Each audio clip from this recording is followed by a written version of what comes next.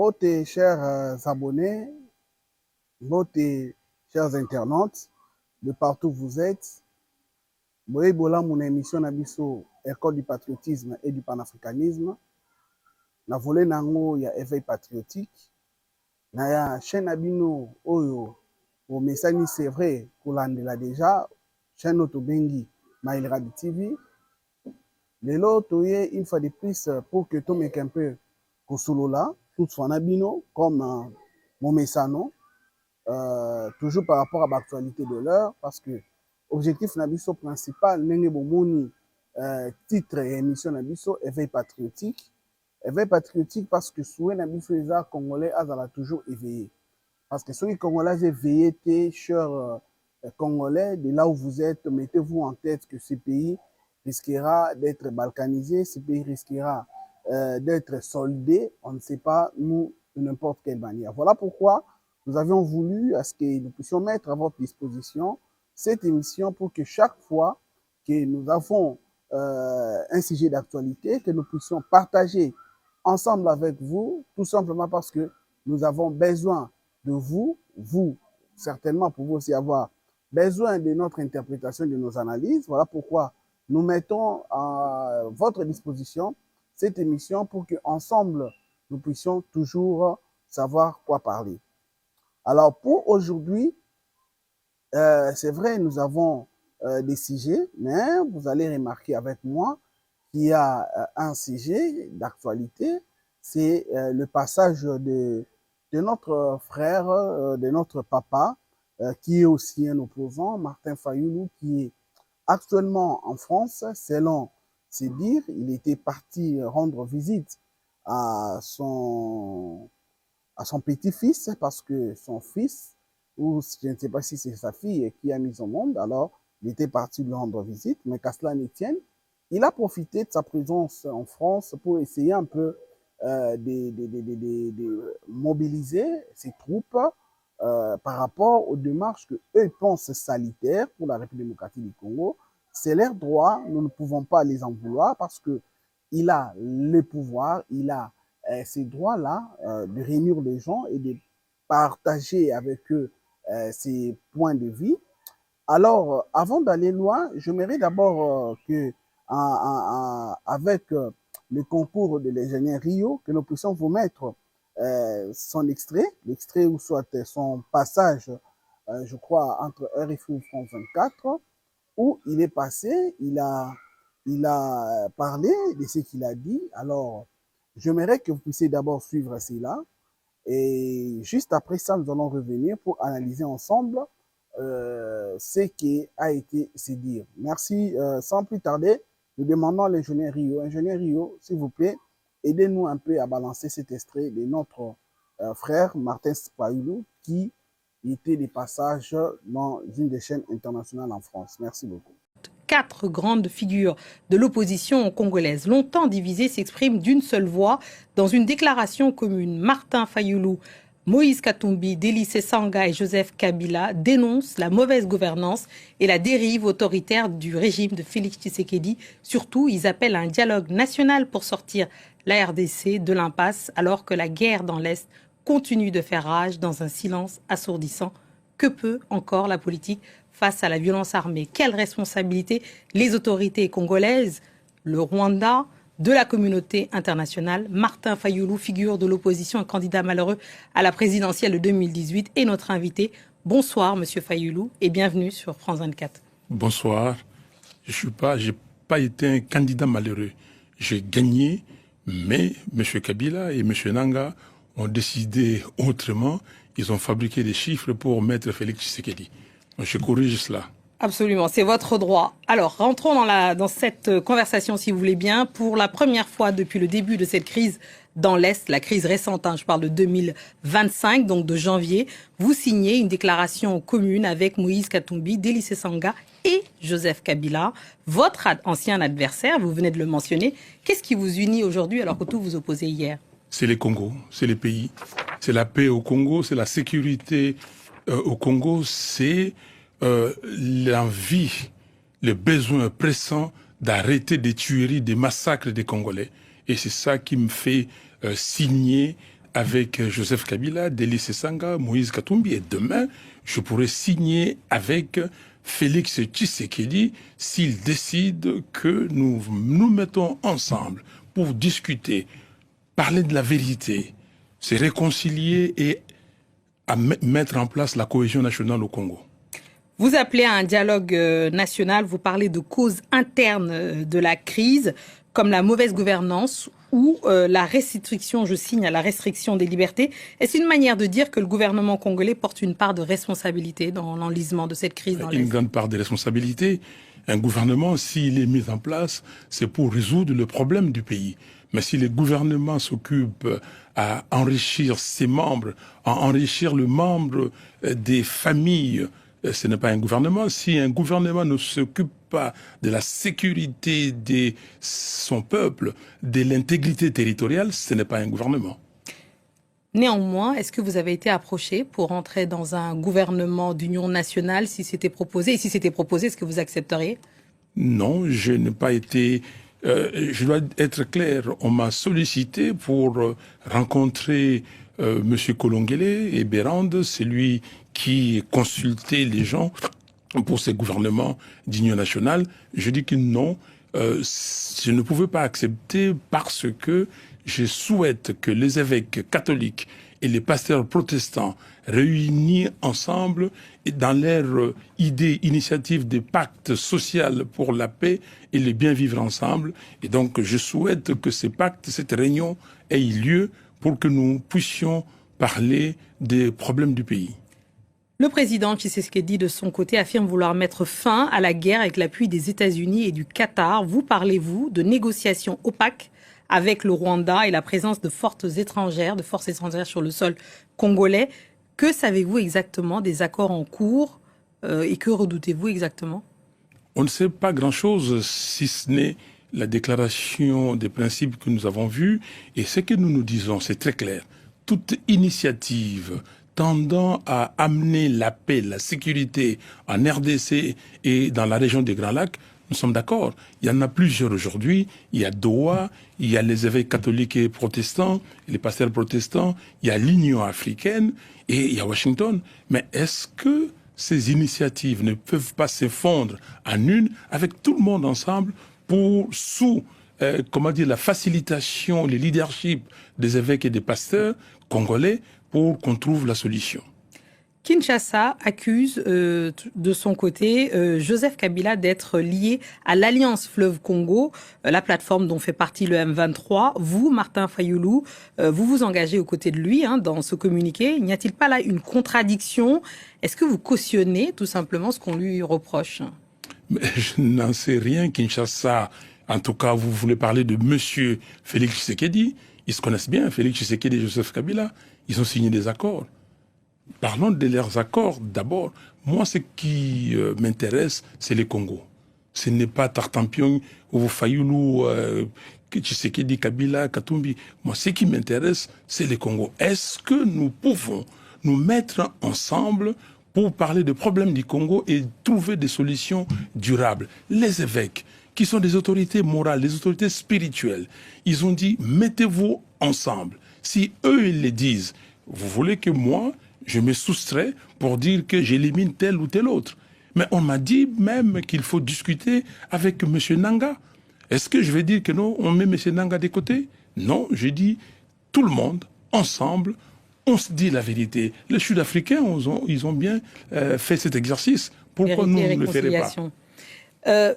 Poursuivons là-dessus sur les propositions concrètes. On vous a entendu sur le soutien ou en tout cas la médiation des évêques et de l'Église en RDC. Mais au-delà de ça, qu'est-ce que vous proposez concrètement pour mettre fin à la crise dans l'Est? Mais ce que nous proposons, c'est 5 choses. On se met d'accord sur ce que nous appelons la réunion sur la vérité, réconciliation et cohésion nationale, qui va discuter d'abord comment mettre fin à la guerre, comment recouvrer l'intégrité territoriale du pays. 2, comment arrêter la gabegie financière, les trains de vie élevés de l'État pour récupérer l'argent et alimenter l'armée et le projet social pour alléger la misère du peuple. 3, comment arrêter avec les violations systématiques des droits humains. 4, comment demain avoir des élections crédibles, c'est-à-dire comment faire des réformes. Et 5, enfin, comment vivre en paix dans la sous-région. Comment faire à ce que les Congos et les autres pays de la sous-région, nous avons 9 pays voisins, comment assurer cette, comment dire, ces vivre ensemble paisible. Merci beaucoup, ingénieur Rio, pour cet extrait que vous venez de nous balancer.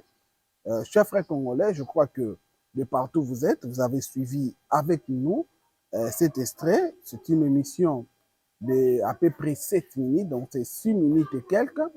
Alors, cet extrait, ou soit cet passage, comme vous l'avez remarqué, notre frère, ou soit l'opposant Fayulu, a évoqué des points qui, selon lui, sont très importants, qui font en sorte qu'ils puissent signer ensemble avec Kabila. Et vous allez remarquer avec nous, d'abord, il a commencé par expliquer que non, lui, il n'est pas un candidat malheureux. Pour lui, c'est lui qui avait gagné les élections en 2018, mais c'est Nanga et Kabila qui se sont arrangés. Ils ont changé les chiffres pour faire, ou soit pour donner le pouvoir à Félix Tshisekedi. Ça, ce sont ses mots d'entrée, parce que Madame la journaliste que vous avez vue lui a présenté que non, il était candidat malheureux aux élections de 2018, et lui, il a directement commencé par corriger cela en disant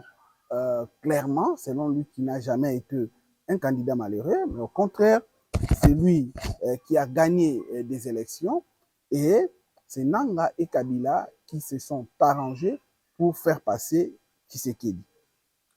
Déjà d'entrée de jeu, vous allez remarquer avec moi qu'il reconnaît qu'il y a deux personnes, c'est-à-dire Nanga et Kabila. Ce sont eux qui ont manipulé les résultats des élections de 2018.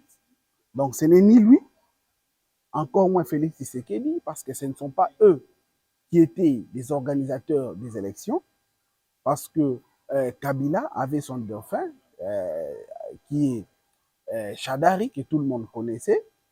Alors, on se pose la question est simple. Comment expliquer une personne qui avait un candidat qui était son dauphin, que lui-même avait même parrainé. Vous allez voir, nous avons vu même pendant la campagne électorale de 2018, il y a des endroits où nous avions vu Olive Lembe qui a prié même pour Shadari, parce que pour elle, c'est Shadari qui devait être président de la République. Mais contre toute attente, c'est Félix Tshisekedi qui est proclamé président de la République. Et pour Fayulu, il y a eu un accord entre Félix Tshisekedi et Kabila.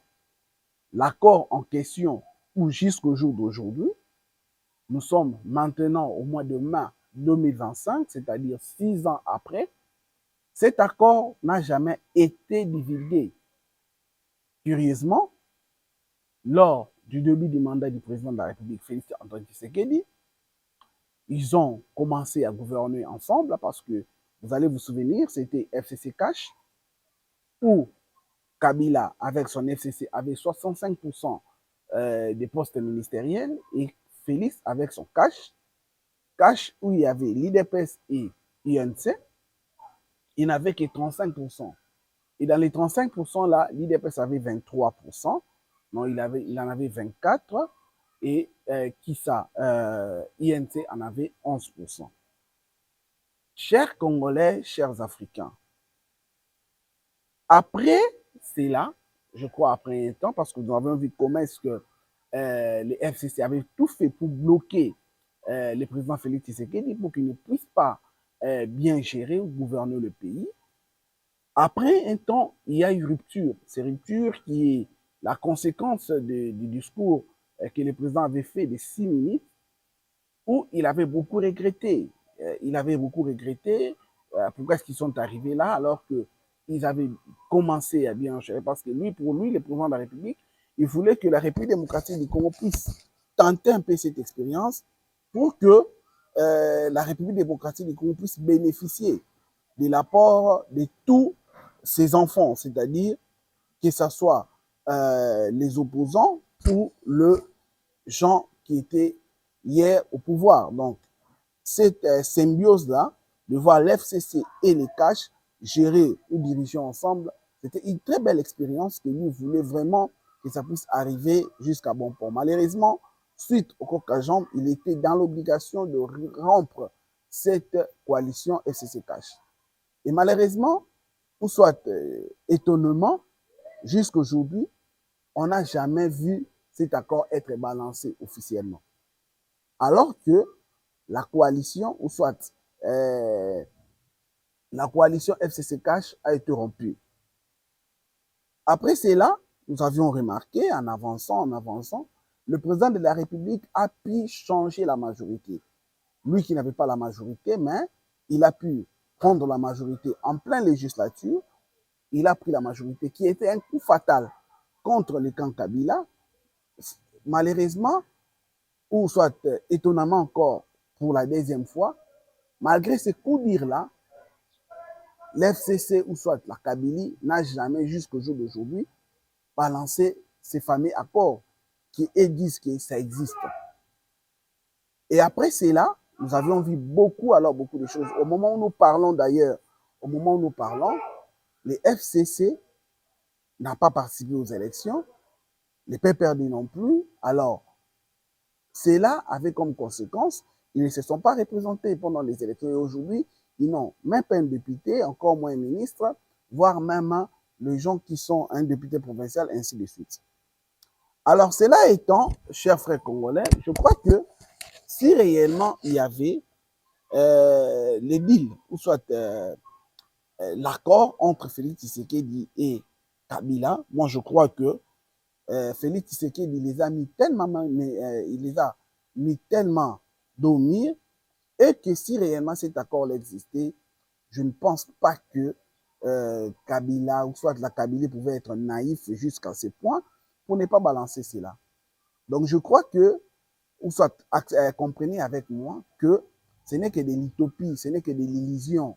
Il n'y a jamais eu accord entre Félix Tshisekedi et Kabila. Sinon, au jour d'aujourd'hui, avec tout ce qui se passe, surtout au moment où nous parlons, vous savez que Kabila lui-même a été traduit en justice. La preuve en est que l'auditeur général de la République a demandé à la Sénat plutôt, pour qu'il puisse lever ses immunités. Alors, cela étant, je crois que le président de la République, ou soit le gouvernement actuel, est arrivé dans une ligne rouge où, en principe, s'il y avait l'accord entre eux deux, ils allaient les balancer. Mais malheureusement, on nous parle de cet accord, mais cet accord n'a jamais été publié. Encore moins, nous ne l'avions jamais vu. Voilà pourquoi, pour nous, c'est de l'illusion, comme nous l'avions dit, c'est de l'utopie. Nous ne croyons pas qu'il y a eu accord entre Félix Tshisekedi et Kabila. Je crois que s'il y a eu accord, l'accord a été basé sur le FCC Cash. Pourquoi? Parce que Félix Tshisekedi avait la majorité présidentielle, mais Kabila avait la majorité parlementaire. Déjà, d'entrée de jeu, notre frère Fayoulou est à côté. Deuxièmement, il parle, on lui pose la question, lui qui s'était opposé, ennemi d'hier, Kabila, mais aujourd'hui, ils se sont décidés de se mettre ensemble. Qu'est-ce qui a provoqué ces changements? La réponse de Fayoulou, il dira que c'est le bien-être du Congo, c'est l'envie de mettre fin à la guerre, ainsi de suite. C'est ce qui lui a permis aujourd'hui de pardonner, soit d'accepter, de contresigner avec Kabila. Or, nous le savons très bien. Si en politique, ce qui fait qu'un politicien puisse être ce qu'il veut ou qu'il puisse avoir les crédits ou soit la considération par ceux qui le suivent, ces politiciens doivent être conséquents. Il doit être stable. Il doit pas stagner. Il ne doit pas parler autre chose aujourd'hui et demain autre chose. Et je crois que Fayoulou nous a prouvé le contraire. Parce qu'avant, pour lui, le diable c'était Kabila, parce que c'est Kabila-là, il avait dit clairement que l'accord, ou soit le mariage FCC-CAJ, était un mariage contre-courant. N'est-ce pas? Ça ne pouvait pas marcher parce qu'ils étaient issus des écoles différentes. Mais aujourd'hui, il nous dit que grâce au bien-être de la République démocratique du Congo, aujourd'hui, il a accepté de contresigner avec Kabila. Et non seulement ça, il est parti loin en disant qu'ils peuvent aussi signer avec Félix Tshisekedi si ils se mettaient ensemble.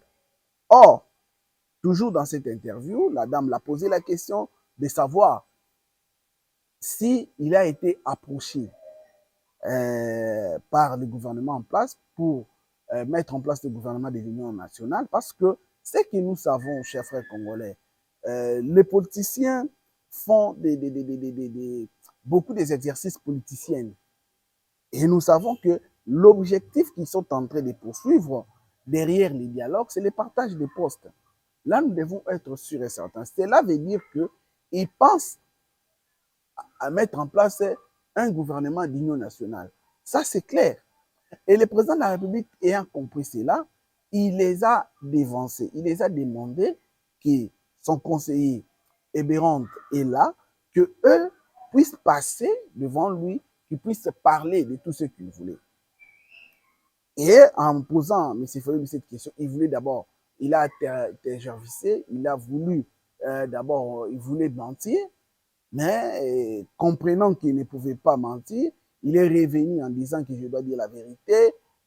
J'ai été consulté, j'ai été intéressé, mais malheureusement, j'avais pris la décision de ne pas aller voir M. Ibirande, tout simplement parce que pour lui, pour qu'il puisse participer à un dialogue, ça doit être coordonné ou soit facilité par le prêtre catholique accompagné du pasteur de l'ECC. Et ça nous pousse à réfléchir parce que nous sommes là, il y a un gouvernement légitime, légal, malgré même si eux veulent faire cette hypocrisie en voulant nous faire croire que ce gouvernement n'est pas légitime, ce qui est faux, archi faux. Ce gouvernement, ou soit le président de la République, vous a tendu la main. En voulant ce que vous alliez chez son conseiller spécifique, que vous puissiez dire tout ce que vous voulez.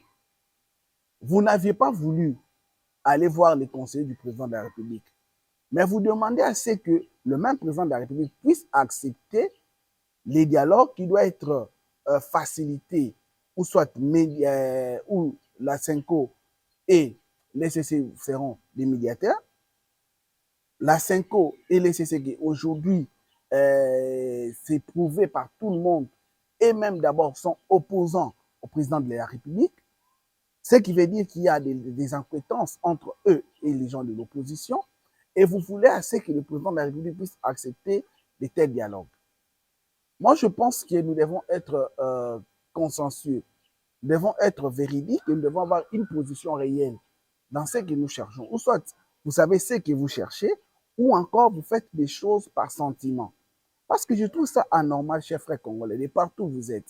Pouvez-vous imaginer, ou soit pouvez-vous admettre que vous, en tant que président de la République, vous puissiez organiser le dialogue qui sera contre vous, qui d'ailleurs, les gens l'ont dit clairement, que la démarche de la CENCO ECC, c'est pour la personne qui viendra après Félix Tshisekedi. Et vous allez les remarquer parce que Fayulu l'a dit. Il a dit même dans une émission où il a passé sur Top Congo avec Christian Losakweno, où il a dit clairement que pour lui, Félix doit démissionner ou soit doit quitter le pouvoir. Alors que nous sommes encore en 2025. Félix Tshisekedi a un mandat qui court jusqu'à 2028.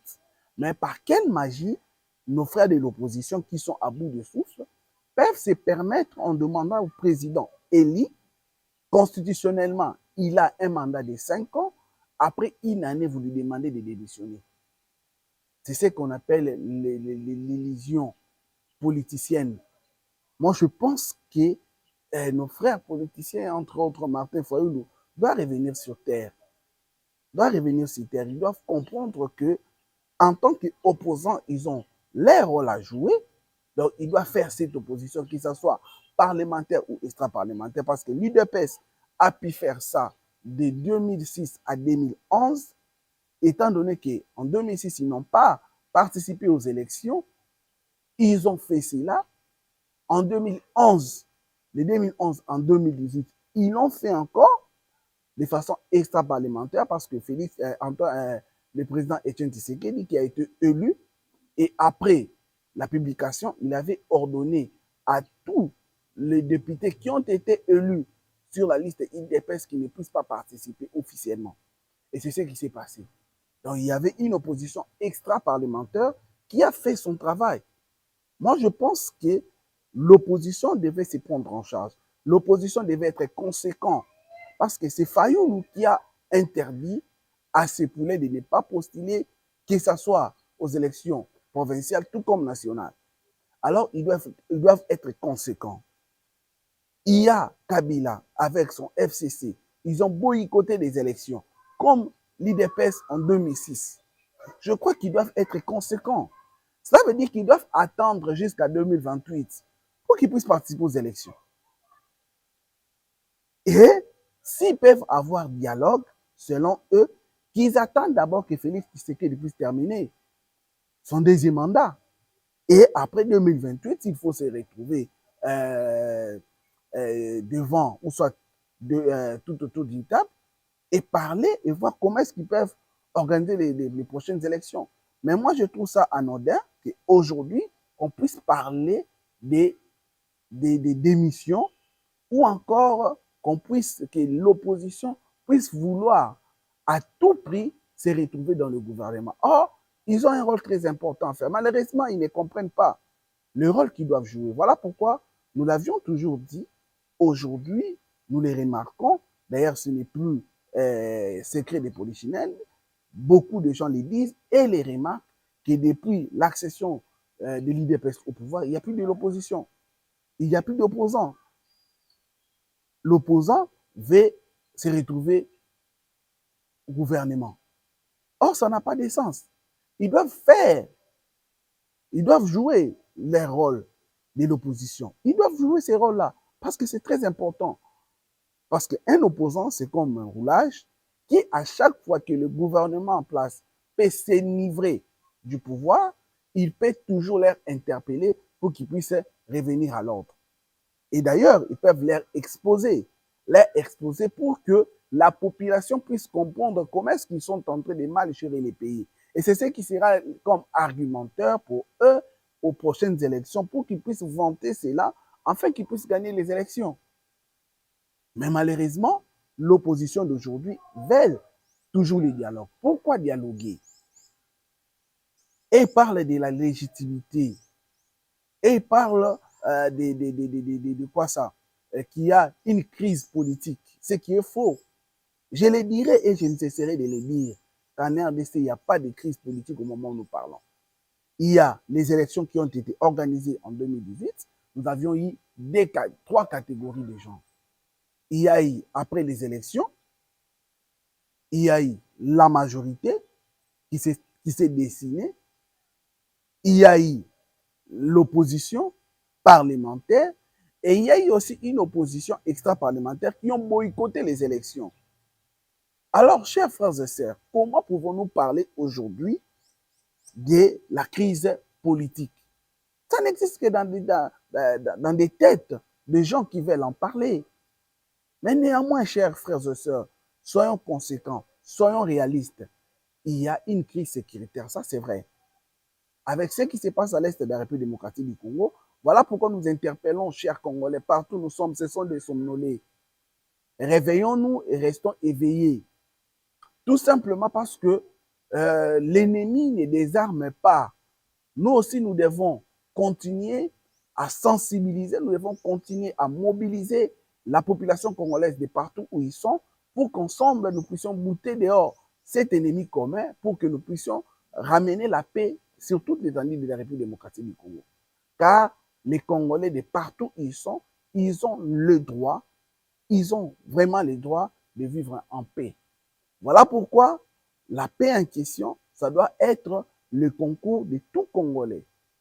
les Congolais de la RDC, les Congolais de l'Afrique, les Congolais de la diaspora, partout où vous êtes, cette affaire vous concerne, réveillez-vous, continuez à mettre pression pour que nous puissions ramener la paix en République démocratique du Congo. Bref, c'est ce que j'allais vous dire. Donc, pour moi, cette sortie médiatique de Martin Fayulu, c'est une sortie médiatique ratée. Ratée tout simplement parce que lui, il veut imposer les gouvernements qui puissent accepter la médiation de la CENCO et de l'ECC, alors que ces derniers ne sont pas transparents, ne sont pas sincères, ne sont pas crédibles vis-à-vis du gouvernement, vis-à-vis du régime actuel.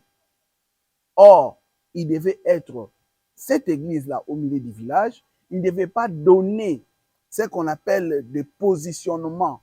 Il ne pouvait pas déjà montrer qu'ils soutiennent l'opposition. Non. Surtout qu'il y a parmi ces pasteurs les gens qui ont participé pour la complicité de ces pays. Alors, chers frères congolais, nous vous interpellons, nous vous demandons euh, de rejeter en bloc, ces cabales, ces montages, ces complicités qui se voient à l'œil nu, Voilà pourquoi nous vous demandons de rester toujours derrière la République, derrière les institutions de la République, derrière le président de la République, lui soutenir pour que nous puissions arriver à bon port, pour que ces deals entre la République démocratique du Congo et les USA puissent avoir lieu, que ça puisse être bénéfique pour la République démocratique du Congo dans son ensemble. Je sais que c'est possible.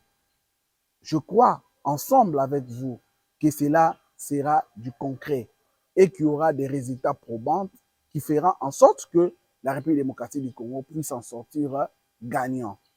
C'est ça notre souhait, c'est ça notre vouloir. Et nous voulons aussi cette signature de l'accord de paix entre le DP, c'est-à-dire la République démocratique du Congo, et le Rwanda, malgré que les Fayulu aujourd'hui évoquent l'Ouganda, ainsi de suite. Oui, on n'en disconvient pas.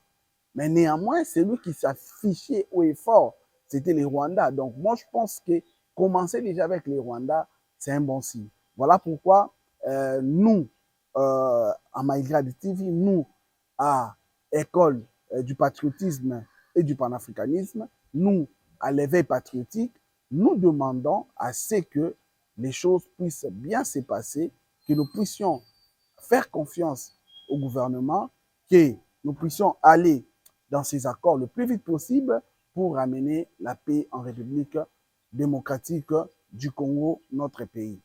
Chers frères et sœurs, nous étions là, nous avions passé quelques temps. C'est vrai que nous n'avions pas épuisé la matière, mais néanmoins, nous avions voulu partager avec vous notre point de vue par rapport à ce sujet, par rapport au passage de Martin Fayulu à France 24, par rapport à ce qui s'est passé. Voilà pourquoi nous vous invitons, chers Congolais, nous vous invitons de partout où vous êtes, de comprendre que la République démocratique du Congo a besoin de vous. La République démocratique du Congo a besoin de vous et vous ne pouvez pas, chers frères congolais, aller à côté parce que nous avons besoin de vous et votre apport est très très important. Bref, c'est ce que nous avions voulu partager avec vous. Nous vous invitons au même moment, chers frères congolais, de partout où vous êtes, vous qui nous suivez souvent, qui ne vous êtes pas encore abonnés à notre chaîne MyGrad TV, nous vous invitons à vous abonner, nous vous invitons à partager nos différentes émissions, nos différents liens, pour pousser des gens à nous suivre, pour nous accompagner, nous assister, pour que nous puissions être toujours productifs, pour que nous puissions toujours être là pour vous, parce que nous avions vraiment grandement besoin de votre soutien, car sans vous, nous sommes nuls. Sans nous aussi, je crois que vous allez avoir besoin de cette voix, de cette analyse qui peut aider tant soit peu la population congolaise. Comme nous l'avions toujours dit, Nous n'avons pas le monopole des connaissances, mais notre souhait est de partager les paix que nous avons à cœur afin d'éveiller un Congolais. Si seulement il y a un ou deux ou trois Congolais, s'il y en aura, qui peuvent être changés grâce à notre émission, nous serons très contents et nous dirons que certainement nous avons atteint notre objectif. Voilà pourquoi nous vous invitons une fois de plus d'aimer, de partager et de commenter nos différentes émissions. Nous remercions particulièrement l'ingénieur Rio qui était derrière les caméras, lui qui nous a permis de vous arriver, chers frères congolais. Nous lui remercions beaucoup et nous vous fixons un rendez-vous très prochainement au prochain numéro avec un autre sujet, d'actualité. Merci beaucoup. C'était le vôtre Franck Mukena, l'homme de l'éveil patriotique. Que Dieu bénisse l'Afrique, que Dieu bénisse la République démocratique du Congo, que Dieu bénisse ses dirigeants et son peuple. Merci, au revoir, à très bientôt.